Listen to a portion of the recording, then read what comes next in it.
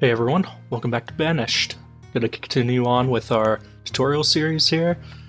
We already did Getting Started, sequel to its Survival, learning to build buildings that produce goods that can help increase chances of survival, such as blacksmiths, tailors, and foresters. So let's get started.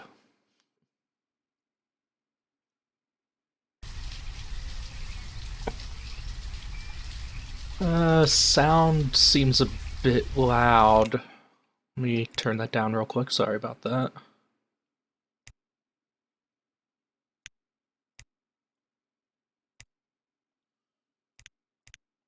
Go. As the town grows, additional specialized buildings can help make survival easier. In this tutorial, you'll build work areas for blacksmiths, tailors, herbalists, and foresters. First, place a blacksmith. Blacksmith is used to make tools for the citizens to work with. Start by selecting resource production on the toolbar. Next, select the blacksmith. Rotate using T or R. Place in the green selection area where they've already designated for us. While waiting for structures to be constructed, I can place more buildings. Make construction go faster, can speed up the game. Next, place a tailor. A tailor is used to make warm clothes for citizens. Start by selecting resource production on the toolbar, select the tailor. Using the mouse, move the tailor to this highlighted area and press left mouse button. All very basic stuff. Now place an herbalist. The herbalist gathers herbs and provides health benefits to citizens. Now with the herbalist, you actually want to place it in a wooded area, because that's where they'll go out and collect the herbs for storage. Remember, placing down a building citizens will automatically come and clear out the area to place the building down. Finally, place a forester lodge. The forester's lodge is used to plant new saplings and cut down mature trees.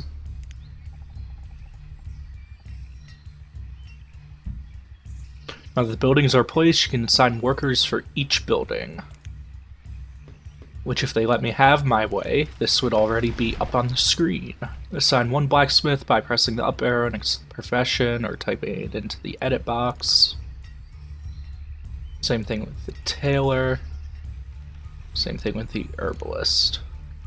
And forester. Oh no, they want me to assign 3 to the forester. All workers need tools to efficiently do their jobs. If a citizen doesn't have a tool, the following icon will appear above their heads.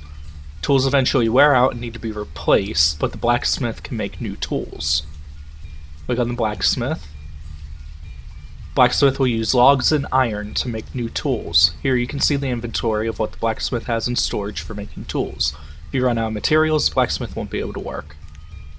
You can also control how many tools to make and put in storage by setting a limit, which by default is 50. The building isn't producing goods because the limit has been hit. The limit icon will appear over the building. That's the limit. You can enable and disable work at a location by toggling the work button. So if you just want them to stop, you can turn off. Even if you have them assigned as a blacksmith to work, if they aren't able to work for whatever reason, they'll default back to a laborer to cut down trees and collect resources and whatnot for you. You can also change the product that the blacksmith makes. Using logs, iron, and coal, the blacksmith can produce steel tools that last longer than iron tools. But you need a specialized building, which is more of a late game building, in order to get the coal that you need for steel, so that's more late game. We got the tailor building. During the winter months, townsfolk stay warm by occasionally returning to their heated homes. With a tailor, you can help the workers ward off the cold and stay outside longer by crafting better clothing. The tailor can use leather or wool to make clothes, or a combination of both to make the best clothing. Hide coat with leather, wool coat with wool, warm coat is leather and wool. Leather is easy. You have a hunting lodge where they collect meat from hunted animals, and they'll also gather leather as well from the hunted animals, which is the most basic for tailoring items is the leather. The wool, you actually have to get a trade ship to bring in sheep that you can raise in a farm area, and that's how you'll get wool, and then you can just combine the two for the warm coat. So I'm not quite sure what the purpose of a wool coat would be if you have leather and wool, but whatever. If you run out of the needed materials, the tailor won't be able to work. That icon will appear. Move on to the herbalist. Collect herbs from the surrounding forest. It will help the townsfolk stay healthy. So it's basically a very basic hospital type thing. Use the herbs for medicinal purposes. You'll circle on the ground. This one coming all the way around here shows the area that the herbalists will search for herbs. Citizens need a variety of foods to stay healthy, such as meat, vegetables, fruits, and grains. If the townsfolk are not healthy, they are more prone to diseases. Herbs collected by the herbalist can be used to help keep the townsfolk healthy if their diet is poor. Herbs usually only grow near old trees. This is something to keep in mind when you place an herbalist building. From the Forester Lodge, learn its details. Rather than constantly clearing areas of trees to produce firewood, the workers at Forester Lodge will manage the forest for you.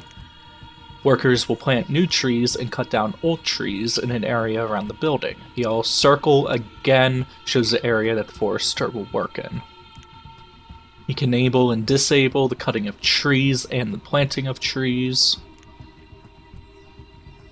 Foresters will also remove rock and ore that is in their work area to make room for more trees to be planted. So that's nice. So eventually all this stone and iron here will get moved.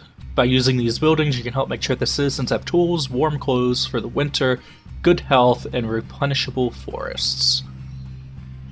And that's the end of this tutorial, so I guess we'll be able to get in the next tutorial in the same video. That first tutorial took a while, I don't know why. Maybe I was just explaining too much, maybe it was just a lot for them to have to explain to you in the first tutorial. Anyway, on to the next tutorial. There are many ways to produce food for the citizens of your town. Hunting, fishing, and gathering can be used to harvest food from the environment, or you can clear the land and plant orchards, grow crops, and raise livestock. Before food can be produced, you'll need to construct buildings and create areas for food production. You can start by placing a pasture for livestock. Select food production on the toolbar. Select pasture. Using the mouse, click in one corner of the highlighted area and drag to the other corner. You can change the placement of the building by rotating. While the pasture is being built, you can place other buildings. A hunting cabin can be used to designate an area where hunters should search for wild game. Hunters need either open fields or forests nearby to effectively hunt. Select hunting cabin. Using the mouse, place it in designated area. Similar to hunters, gatherers search for and collect food that is growing in the forest. Select the gatherer's hut, place it in the designated area. Farmers can work in a field and grow crops. To place one, select the crop field. Click and drag again.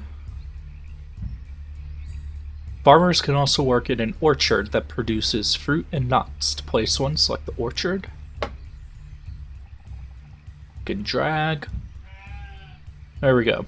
The crop field is currently disabled as indicated by the following icons. Select the crop field. To enable growth of crops, first you'll have to select a type of seed to plant. You can acquire more seed types by trading with merchants at a trading post.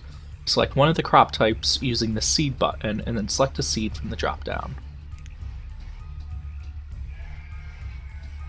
They don't tell us which one to pick. We'll go with potato.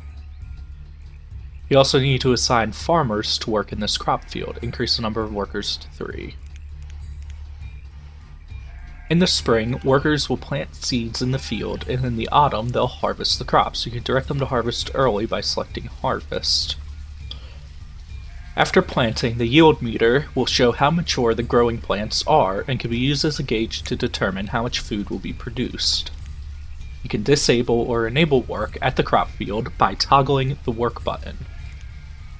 Like the crop field, an orchard will be disabled until you pick a type of tree to plant.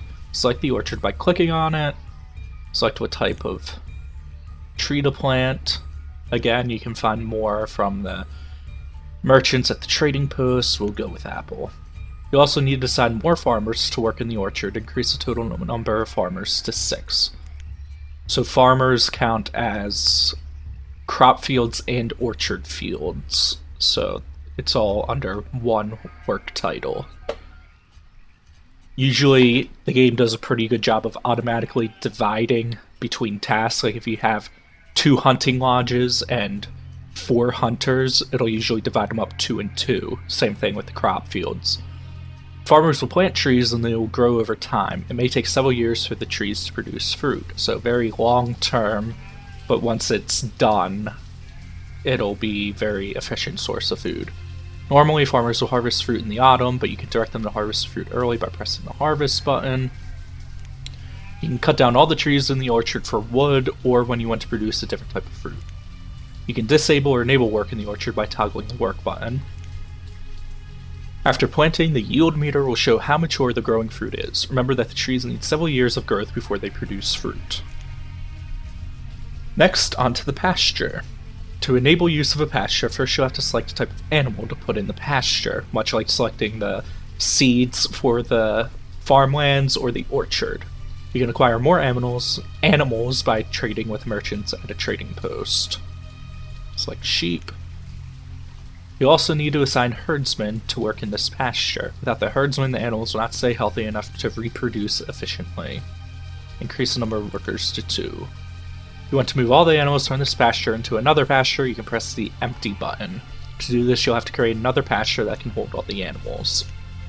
If you want to split the herd in order to increase the number of animals, you can press the split button. To do this, you'll also have to have space in other pastures that can hold the animals. You can disable or enable work by toggling the work button. If a pasture isn't being worked, the animals will continue to grow, but they won't reproduce as quickly. So that's actually good if you need extra workers for another task. You can remove workers from pasture first, since the animals will keep reproducing on their own without workers to help them. If there are too many animals in the pasture, the herdsman will slaughter them for meat. Awesome. You can control how many animals are kept in the pasture by changing the value of this slider. This allows you to quickly gain meat for food if the supply runs low. Moving on to the hunting cabin we placed. Hunters will search the area around the hunting cabin in search of wild game. Again, this circle. In addition to providing meat, hunting deer can provide leather, which is used by tailors to make clothes. You can disable or enable work by toggling the button. At any food-producing location, you can control the maximum amount of food to produce. Once the amount of food in storage reaches the limit, the workers will cease working. Onto the gatherer's hut. Search area around the building for food that grows in the forest. Again, yellow circle. As long as there is a forest nearby, gatherers can be a good choice as the first type of food production to use in a town, as it provides a variety of foods quickly. And the variety of foods is like roots, berries, carrots, random stuff like that. I think there's also a very slim chance that you can actually find seeds for growing crops. I'm not sure about that though. Click on the fishing hut. This was already built. Each building produces goods, tracks how many resources are produced each year. Click on the production button to view info. The current season display shows how many resources have been produced so far during the current year, 248.